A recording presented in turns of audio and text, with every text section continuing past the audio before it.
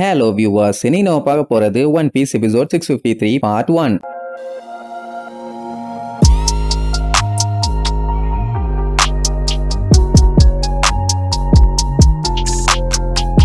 Open பண்ணா ஒரு வழி அந்த நேவியாலும் டோஃப்ளமிங்கோவும் ஒன்னா சேர்ந்து நம்ம ட்ரெஃபல்கர் லாவை அசைய விடாம ஒரே இடத்துல லாக் பண்ணிட்டானுங்க. அதுலயும் சீசரோட ஹார்ட்டை வேற அவங்கிட்ட இருந்து எடுத்துட்டான். இதுக்கப்புறம்லாம் கொஞ்சம் கூட கருணையே காட்ட மாட்டான். எப்ப கேப் கிடைச்சாலும் சரி லாவை போட்டு தள்ளிடுவான். ஏதோ அந்த நேவியால இருந்ததுனால தப்பிச்சான். அந்த டைம்லாம் அவனோட பாடியை மூவ் பண்ண ட்ரை பண்ணுவான். ஆனா அந்த இஷோவோட பவர் தான் பயங்கரமா தரையில வச்சு அமுக்குமே. சோ அவன் லைட்டா மூவ் பண்ண ட்ரை பண்ணா கூட பிரஷரை அதிகம் பண்ணி அவனை போட்டு அமுக்கு நம்பிக்கிட்டு இருக்கான். அப்ப அந்த டோஃப்ளமிங்கோ லாகிட்ட இழுச்சுக்கிட்டே ஒரு கதை சொல்லுவான். ரொம்ப காலங்களுக்கு முன்னாடி, அதாவது ஒரு 800 வருஷத்துக்கு முன்னாடி 20 கண்ட்ரியை சேர்ந்த ஒரு 20 கிங்குங்க இந்த வேர்ல்டோட சென்டருக்கு வந்தாங்க. அப்படி வந்தவங்க ஒரு பெரிய ஜெயண்ட் ஆர்கனைசேஷனை ஆரம்பிச்சாங்க. அதைத்தான் இப்ப எல்லாருமே வேர்ல்டு கவர்மெண்ட்னு சொல்றாங்க. அதுக்கப்புறம் தான் அந்த கிங் எல்லாம் ஒன்னா சேர்ந்து மரி ஜாய்ஸை கிரியேட் பண்ணாங்க. அதுவும் எங்க ஹோலி லேண்ட்ல. அதை கிரியேட் பண்ணிட்டு சும்மாவா விட முடியும்? அதனால மொத்த கிங்ஸுமே ஃபேமிலியோட அங்க வந்து செட்டில் ஆயிட்டானுங்க. ஆனா அலபாஸ்டால இருக்க நெஃபல்டரி ஃபேமிலி எங்களால எல்லாம் வர முடியாதுன்ட்டாங்க. அதனால அந்த இடத்துல வெறும் 19 ஃபேமிலிஸ் மட்டும் தான் இருந்தாங்க. இந்த செட்டப் அடுத்தடுத்த ஜெனரேஷனுக்கு அப்படியே கண்டினியூ ஆச்சு. இப்போ அவங்க தான் இந்த உலகம் ஃபுல்லா இருக்கிற செலஸ்டியல் டிராகன்ஸ். சரி, இப்போ 19 கண்ட்ரீஸ்ல இருந்த கிங்ஸ் எல்லாமே ஒரே இடத்துல வந்து உட்கார்ந்துட்டானுங்கன்னா அப்ப அந்த 19 கண்ட்ரீஸோட நிலைமை அதை யாரு பாத்துக்குவா? 800 வருஷத்துக்கு முன்னாடி அதை கைகளை விட்டுட்டானுங்க.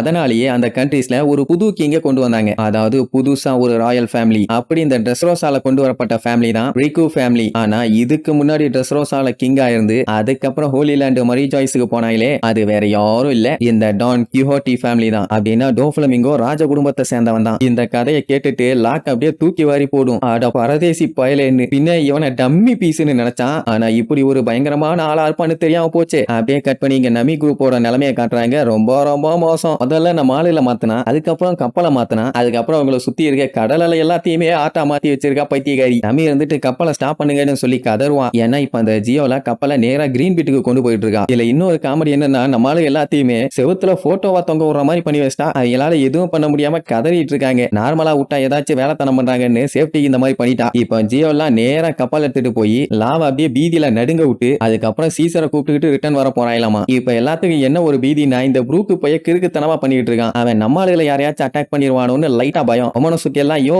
நீ தாயா எங்களை காப்பாத்தணும், சொந்த ஃப்ரெண்ட்ஸ்களுக்கே துரோகம் பண்றியான்னு சொல்லி கேட்டா அவன் இல்ல, இது எல்லாமே இசை நான் கலை, இது எல்லாமே கலை, நான் அந்த கலையை உருவாக்க பிறந்தவன். ஆனா என்ன பண்றது, செத்துட்டேன், ஒருவேளை உருவாக்க முடியாதோன்னு பீதி. ஆனா இந்த ஜியோல வந்து சப்போர்ட் பண்ணுவா. ஆடா உங்களை மாதிரி சோல் கிங்கால மட்டும்தான் இதை புரிஞ்சுக்க முடியும் கிங்கு. அவங்க எல்லாம் ஆர்டினரி பீப்புள். கலையை பத்தி அவங்களுக்கு என்ன தெரியும்? நம்ம தான் எல்லாத்தையும் கலைநயத்தோட பண்ணி வச்சிருக்கமேன்னு சொல்லி அப்படியே 3 பேர்த்தையும் காட்டுவாங்க. ஒரே இடத்துக்குள்ள அப்படியே போட்டோ மாதிரி தொங்க விட்டாச்சு. அந்த ப்ரூக்கு வேற அவ கூட சேர்ந்து ஜால்ரா போட்டுட்டு இருக்கான். இவங்களுக்கு என்ன பண்றதுன்னு தெரியாம 3 பேரும் கதறிட்டு இருப்பாங்க. ஆக்சுவலா ட்ரெஸ்ரோசால எல்லாம் இவன் வந்து கைய வச்சான்னா அங்க ஒரு பெரிய கலவரமே கிரியேட் ஆகும். அதனாலே எல்லாரும் பார்த்துட்டு பயங்கரமா பீதி ஆவாங்க. ஆனா இங்க நம்மளுக்கு கொஞ்சம் ஓவராவே ஆட்டம் போட்டாங்கல்ல, அதனால இன்னும் 10 நிமிஷத்துல இவங்க கம்ப்ளீட்டா ஆட்டாவே மாற போறாங்க. அதாவது இப்பவாச்சும் பேசிக்கிட்டு அசைஞ்சுக்கிட்டு இருக்காங்கல்ல, அதெல்லாம் எதுவுமே இல்லாம ஒரு ஆட்டாவே மாதிரி அப்படியே சாக போறாங்களாமா. ஐயோ குரூக்கு ஏதாச்சும் பண்ணி காப்பாத்தியான்னு சொல்லி கேட்டா, ஐயோ இந்த குந்தானி பண்ற விஷயத்துல நான் ரொம்ப இம்ப்ரெஸ் ஆகியிருக்கேன். இந்த நல்ல விஷயத்தை, அருமையான விஷயத்தை சூப்பரா செலிப்ரேட் பண்ணி ஆகணும். அதனால நான் ஒரு பாட்டு பாடுறேன்னு சொல்லி அவ கூட சேர்ந்து ஜால்ரா போட்டுக்கிட்டு லூசு மாதிரி ஆடிட்டு இருப்பான். இப்ப என்னன்னா அவனுக்கு பாருக்கு அவனோட வயலினும் போவும் கையில வேணும். சோ அதை நார்மலா மாத்த முடியுமான்னு கேட்டவொடனே, அதனால என்ன இந்த மாத்திடுறேன், ஜாலியா பாடுவோம், ஆடுவோம், கொண்டாடுவோம் அப்படின்ட்டு நம்ம ப்ரூக்கோட ஆயுதத்தையும் வயலினையும் சரி பண்ணி கொடுத்துருவா. அதாவது பழையபடி. இப்ப தெரியுதா நம்ம ப்ரூக்கோட பிளான் என்னன்னு? அவகிட்ட நைஸா பேசி சைஸா அவனோட ஆயுதம் எல்லாத்தையும் சரி பண்ணிட்டு அதுக்கப்புறம் அட்டாக் பண்ணலாம்னு ரெடி ஆயிட்டான். ஆனா அது தெரியாத நம்ம ஆளுங்க ஐயோ இந்த மெண்டல் பயலும் மெண்டல் ஆயிட்டானே, நாங்க என்ன பண்ணுவோம்னு தெரியலையேன்னு புலம்பி தள்ளிட்டு இருப்பாங்க. மொத்தத்துல சாக போறோம்னு முடிவே பண்ணி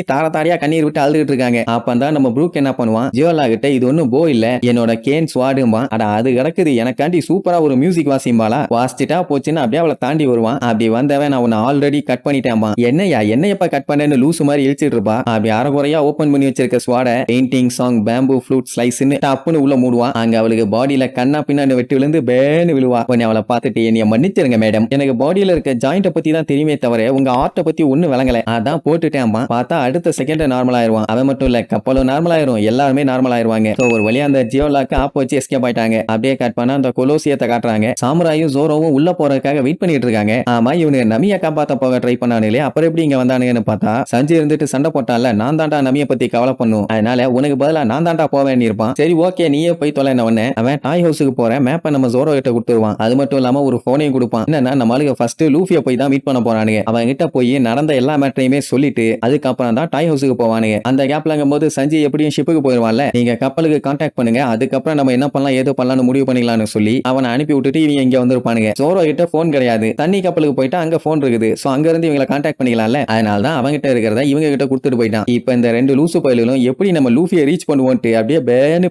பேந்த முடிச்சிட்டு நிப்பானுங்க. சாமுராய் கிட்ட கேட்டா எனக்கு தெரிஞ்சா நான் ஏன்டா இங்க நின்னுட்டு இருக்க போறேன், உள்ள போயிருக்க மாட்டானா, எல்லா இடத்தையுமே கம்பி போட்டு அடைச்சு வச்சிருக்கானே, யாராச்சும் இங்க ஆளுங்க சுத்திட்டு இருந்தா கூட பரவாயில்ல, அவங்க கிட்ட கூப்பிட்டு கேட்கலாம். ஆனா ஒரு ஈக்காக்கா கூட இல்ல. சரி இந்த கம்பி எல்லாம் வெட்டிட்டு உள்ள போலான்னு பார்த்தா அந்த மாதிரி ஏதாச்சும் பண்ணா புடிச்சிருவாங்கன்னு சாமுராய்க்கு பயம். வேண்டான்னு சொன்னா ஜோரோ வந்துகிட்டு நான் வேணா மெதுவா செவுத்த உடைக்கிறேன், நம்ம உள்ள போயிடலாம்பா. அதெல்லாம் ஒண்ணு வேண்டான்னு சொல்லி ரெண்டு பேரும் மாத்தி வாக்குவாதம் பண்ணிட்டு இருப்பானுங்க. பாவம் அந்த விக்கா பிள்ளையால முடியல. அந்த டைம் தான் பாத்ரூமியும் அந்த வழியா கிராஸ் பண்ணி போவான். அவன் ஜோரோவோட ஸ்வாட பார்த்துட்டு பயங்கரமா ஷாக் ஆயிருவான். ஏன்னா உலகத்திலேயே இந்த மாதிரி 3 ஸ்வாட் வச்சிருக்கிறது நம்ம ஜோரோ மட்டும்தான். ஓ மை காட், அவரா இவரு என்எஸ் லாபிய கண்டமாக்கின 3 ஸ்வாட் ஸ்டைல் ஸ்வாட்ஸ்மேன். ஐயோ அவரை என் கண்ணால பாத்துட்டேனா, இவரு லூஃபி சென்பாய்க்கு சப்போர்ட் பண்ற ரைட் ஹேண்ட் மேன் ஆளாச்சே. சொல்ல போனா வைஸ் கேப்டன் மாதிரி எவ்வளவு சூப்பரா இருக்காருன்னு அவரை பார்த்த அந்த ஆனந்த கண்ணீர் கண்ணுல இருந்து தாரையா கொட்டும். அவனுக்கே தெரியல ஏன் அழுகிறோன்னு. அந்த அளவுக்கு நம்மளுக்கு பயங்கரமான ஃபேனு. நம்மள பார்த்து ஜோரோ சென்பாய்னு கத்து நிறுத்துவானா. யார் இவன் பைத்தியக்கார மாதிரி அழுதுட்டு இருக்கானு லுக்கு விடுவான். அவன் தலைவரே நான் உங்களை பார்த்துட்டே என்னால நம்ப முடியலன்னு கதறி அழுதுட்டு இருப்பான். அதே நேரம் இங்க ரெபேக்கா என்ன பண்ணுவான், ஓரத்துல நின்னுகிட்டு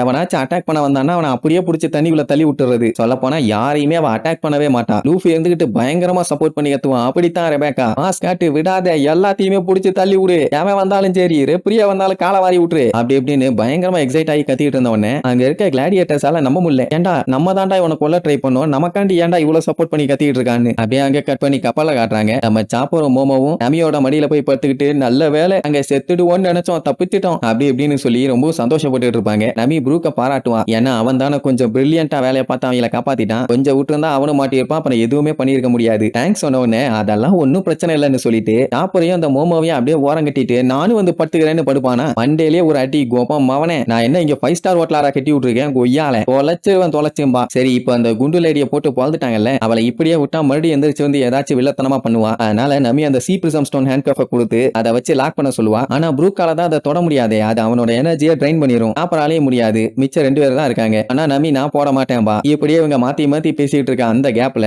மறுபடியும் அந்த குந்தாணி எந்திரிச்சிருவா. அவ்வளவுதான், எல்லாத்துக்கும் அள்ளு விடும். ஆமா அவ எந்திரிச்சு கலைநயமா மாத்திரன்னு கொலைநயமா எல்லாம் மாத்திட்டு இருக்கா. அவளுக்கு இப்ப காண்டி யார் மேலன்னா சோல் கிங் மேல, அதாவது நம்ம ப்ரூக் மேல. எவ்வளவு தைரியம் இருந்தா நீ என்னையவே ஏமாத்தி இருப்ப, நானும் நீயும் கலை குழந்தைகள், கலைய பத்தி உனக்கும் தெரியும் எனக்கும் தெரியும், இந்த மொத்த இடத்தையுமே கலைநயமாக்கலாம்னு பார்த்தா உன்னை நம்பி விட்ட அந்த கேப்ல முதுகுல குத்திட்டீல நீ. நீங்க எல்லாருமே ரொம்ப கொடூரமானவங்க, மோசமானவங்க. அவங்க எல்லாத்தையுமே அல்டிமேட் பவரால மாத்தி சொர்க்கத்துக்கு அனுப்ப போறேன்பா. உடனே ப்ரூக் மறுபடியும் நடிப்பான். என்ன ஜியோலா, என்னைய பார்த்து நீ இப்படி சந்தேகப்படலாமா, கொஞ்சம் பொறுமையா இருமாமா, போடா போடலங்கான்னு சொல்லிட்டு அவளோட ஆர்ட்ங்கிற கிளவுட பயங்கரமா உருவாக்குவா. அது அப்படியே அந்த இடத்தை சுத்தி வேற லெவல்ல கிரியேட் ஆகும். எல்லாத்துக்குமே அள்ளு விடும். ஏன்னா அடுத்தவ என்ன பண்ண போறான்னு தெரியலையே. அப்படியே அடிச்சு விட்டதுல சுத்தி மொத்த இடமுமே கடலா தானே இருந்துச்சு. ஆனா அது அப்படியே காடு மாதிரி ஆயிரும். சுத்தி முத்தி பார்த்துட்டு நம்ம ஆளுகளுக்கெல்லாம் அப்படியே அள்ளு விடும். ஐயோ என்ன இப்படி மாத்திட்டான்னு. அதுலயே அந்த ஜியோலாவை காட்டுறாங்க, கர்ண கொடூரமா இருக்கா. இதுதான் ஹெவனோட டோர் ஆட்டாமா. அப்ப நம்ம ஆளுங்க மூஞ்ச பார்க்கணுமே, பேய பார்த்த மாதிரி நடுங்குவாங்க. ஏன்னா ஆல்ரெடி அவ பெரிய எரும மாடு சைஸ்ல தான் இருப்பா, இப்ப இன்னும் பெரிய சைஸுக்கு மாதிரி கடல் பன்னி மாதிரி இருக்கா. பாத்தீங்களா இந்த உலகம் எவ்வளவு கலைநயத்தோட அழகா இருக்குது, நீங்க எல்லாம் இத பார்த்துட்டோமேனு சந்தோஷப்படணும், இந்த அழகை ரசிச்சுட்டே நீங்க எல்லாம் சாக போறீங்க அப்படி இப்படின்னு அவ பாட்டுக்கு வில்லத்தனமா சிரிச்சிட்டு இருப்பா. இங்க நம்ம ஆளுக்கு பயங்கரமா அள்ளு விடும். அவ்வளவுதான், நெக்ஸ்ட் எபிசோட்ல மீட் பண்ணலாம். டாடா. Yeah!